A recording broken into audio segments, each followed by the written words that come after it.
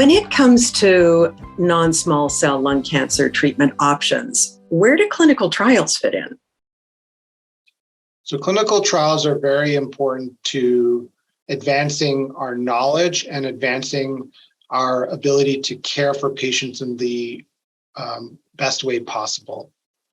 What I frequently get asked from patients is, am I going to be a guinea pig for a clinical trial? And I think it's really important to emphasize that clinical trials are comparing the best known standard of care to something new. So in effect, you would never be a guinea pig. You would really just be receiving what is the best known standard of care, and that would be compared to some novel approach to treating cancer.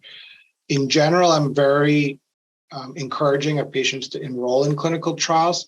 I discuss the pros and cons of this because there are logistical concerns to keep in mind when patients are thinking about enrolling in clinical trials. If a patient enjoys traveling and enjoys wanting to spend time with their family, that has to be balanced against the regimented schedule that some clinical trials may have.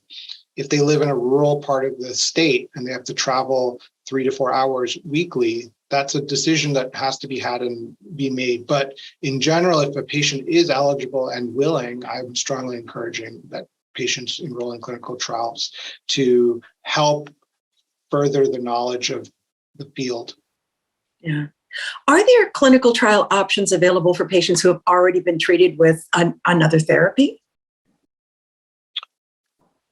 Yes, so the clinical trials come in a variety of forms, and patients are eligible at various stages. So there are some clinical trials that require patients to be newly diagnosed, and so the trial would be the, quote, first therapy that they receive.